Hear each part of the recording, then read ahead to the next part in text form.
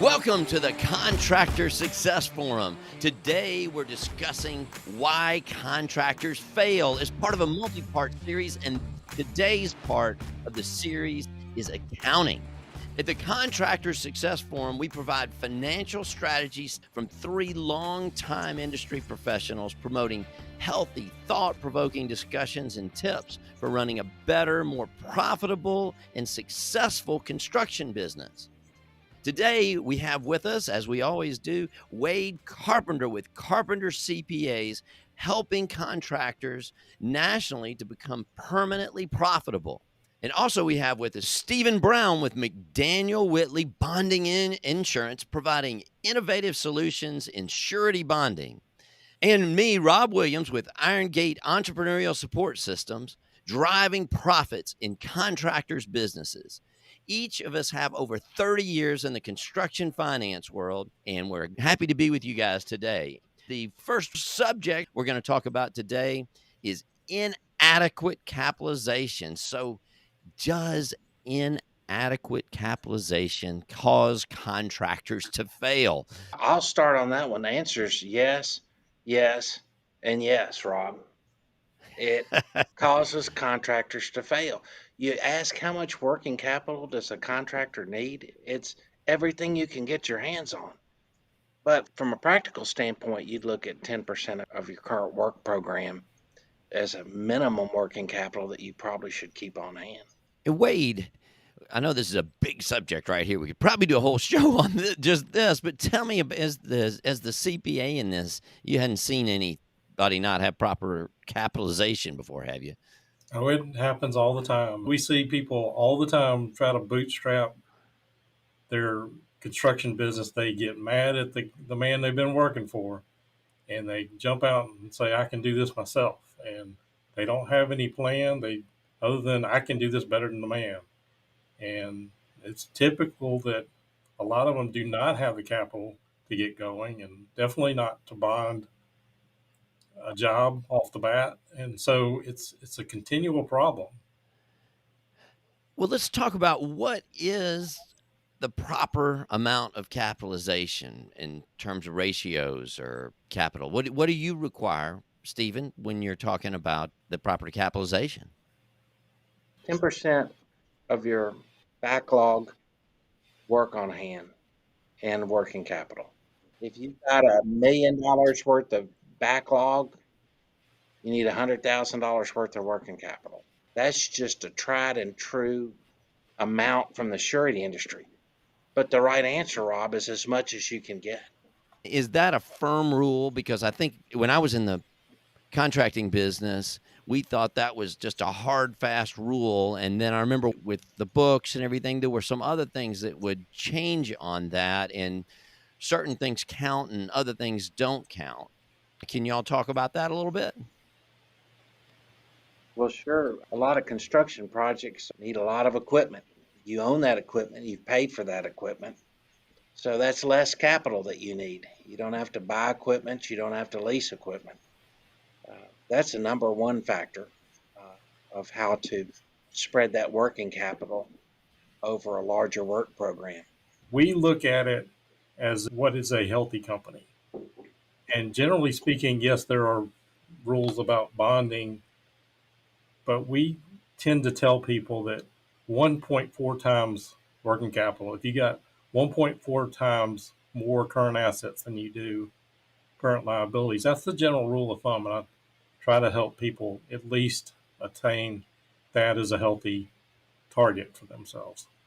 Yeah, that's really great to know. The second topic that we have today is inadequate cost tracking systems. And Wade, you are the job costing guru, CPA that we've got. Tell us about your cost tracking and how you can do that. He is a remote job costing person. I didn't know that even existed. That's a great service to be able to take advantage of. Well, I know a lot of contractors will inevitably tell you, I know how I'm doing on my job by my gut. And believe it or not, if you don't have good books and records, you have no idea what your overhead really is. And a lot of people use the same overhead rate they've always used at their last company or something, your structure may be very different from what you had. Your company, 1 year to the next, that overhead rate can change dramatically. You go adding people, you go adding, office space or things like that. That overhead can really drive that amount up. And if you do not have a good job cost tracking internally, you don't have a handle on your job, in my opinion. Stephen, tell us about job cost tracking in your experience and why contractors fail when they don't have good job costing and what you look for. As your company grows, if you're not tracking your job costs, then you're not managing your company. I see a lot of contractors whose companies manage them. Tracking your job cost is the most fundamental part of managing your construction company, especially if you bid a job on a tight profit margin. You're going to want to squeeze that job and control the cost, aren't you? So, how are you going to do that if you don't know what your job costs are? Have you ever had anybody that didn't have good job costing or any experiences in that? Yes, Yeah. and it's ugly. Every one of us in our business has a customer at some time, a contractor. When you asked how their year's going, they base it on how much money they've got in their pocket or in their bank account. You say you know, but do you really know? Just use these systems, guys, that Wade and other construction oriented accountants have put together. They work. There's a reason why they're so successful. We used to have a saying that we'd say, would you rather have the lowest cost or would you rather know the lowest cost? I had a business partner in the truss manufacturing business. We used to argue about that sometime. Do you want to have the lowest cost, but then you may not know exactly how to price it? Or would you rather know your cost, even if it's not quite lowest, and then you know where to price it to bid it? And so I was of the opinion to know your cost, and he was of the opinion to have the lowest cost. So we always had a little battle there, you know. And Wade, can you kind of give me any kind of sense of what you think on that? I saw you Well, nodding. yeah, well, I mean, absolutely. And it's not just having a good cost system, it's having a timely cost system. If you find out how you're doing on your job next month, when you're already something goes wrong on a job, it's tougher to recover from that loss. And I think about it like the old saying about standing in a cow pasture. If you know where you stand, you tend to stand in a better place. I like that one. I'll have to remember that one. That's a great one, Wade. And another thing that I always thought was fascinating about the construction industry is it's the one industry where there is a limit on how much profit you can make, but there's no limit on how much you can lose on a job. And that's why having capital and tracking your costs are so important. Speaking of knowing your costs, so you can have good margins through pricing it. Our next topic is low profit margins. Who wants to start talking about that? And I guess I've never had low profit margins. That's not true. Yeah, I can jump in if you want. A lot of contractors after the recession, they were bidding jobs at a low profit margin to keep the doors open. You know, we take it a lower profit margin to get the job. And that's where going back to the cost tracking, if you don't really know your overhead, if you really don't know how you're doing on those jobs, it can go south in a hurry.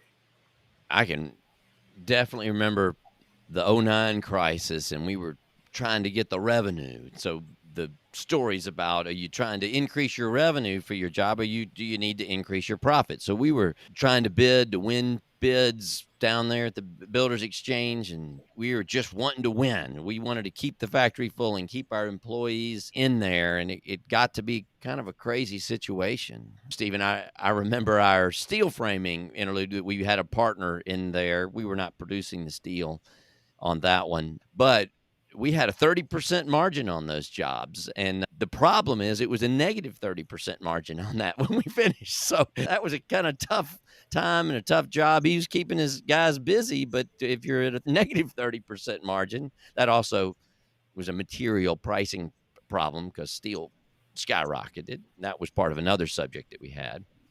That's kind of the key, Rob, of what the three of us talk about, managing risk, so that doesn't happen. How do you manage risk? How do you keep that from happening? And how would you have kept that from happening again, Rob, when you think back about that particular job? Well, I really think about that in terms of the profit first that we talk about a lot on here because Wade and I are both mastery certified profit first professionals, and we really work on looking at the profit first, not the revenue. So if I had done that and controlled my costs and focused on that profit, we probably would have been better off doing some smaller jobs with a profit, but we were trying to get those great big apartments and jobs to keep things busy where we would have been a lot better off looking to maximize our profit through those months. It sounds so obvious looking in hindsight, but that's not the way our thought is. Our thought is revenue. And when we're bidding and we're doing things, we kind of make this assumption of the percent of our margins and the assumption of the percent of our overhead, things like that, when that's not really the reality. So, focusing on that profit first rather than the revenue first is how I would say I'd correct it. Wade, I saw you kind of nodding over there. Yeah. What were you thinking? Well, I know it's not a subject for today, but I know chasing that top level, I think we did a podcast on that. It's natural to assume that if you grow that top line, you're going to grow the bottom line. And in construction, if you're doing the wrong types of jobs, you're getting the lower margins. A lot of times you can be doing a lot more, running a lot harder, and making a lot less money. And the thought process that we had was go out there and just get it, and then we're going to make it happen. And we'd say that out loud, just go get it, then we'll figure it out. Well, sometimes that's not the best strategy. And also some of those jobs we didn't collect very fast on those same jobs that I'm talking about. The collections got slow, which that is our last topic for today is slow collections. I saw a survey the other day that said average collection date on an invoice for a construction company is 83 days. That's a long time. Yeah, Wade has got this great spreadsheet that we look at that counts the days from not only when you complete the job and get the collections, but how long do you have to have those materials in the beginning? And you add all those together. But this topic is about the slow collections.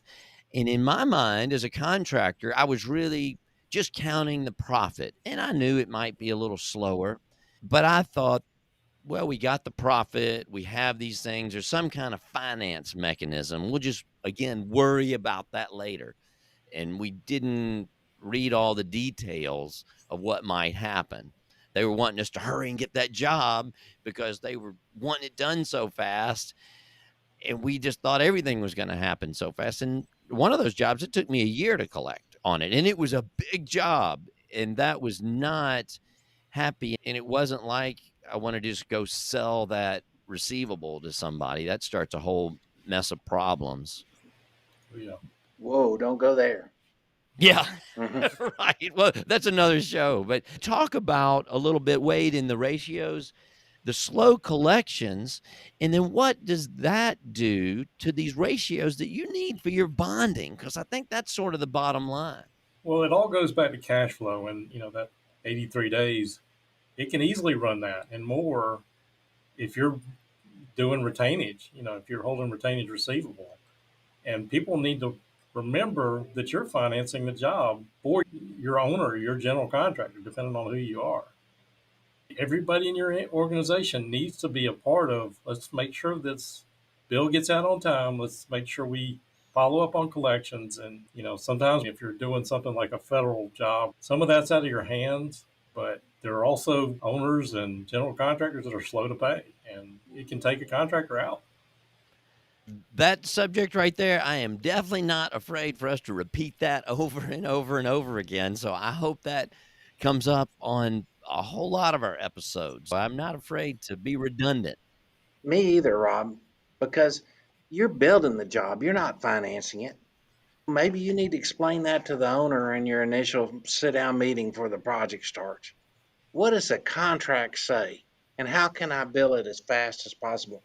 And I expect you, Mr. Owner, to get me my payment so I can do the job the way you want it done. Because again, construction is the one business where there is a cap on how much profit you can make, but no cap on how much money you can lose. It's terrifying when you think about it from that perspective. So let's just control those risks by running your business properly. Well, that is a great stopping point, great statement. This is a great topic, and we have more episodes of why contractors fail coming up. So, this is the Contractor Success Forum. We have financial strategies for you in your construction companies. I am Rob Williams. We have Wade Carpenter, Carpenter CPAs, and Stephen Brown with McDaniel Whitley Bonding and Insurance. Don't forget to scroll down. You can look in the show notes down there if you're doing this on a podcast and see all our information. Click on those links to our show page for many more resources and maybe some more videos that you can watch and links to other episodes that we have. So thanks for coming to the Contractor Success Forum today. See you later.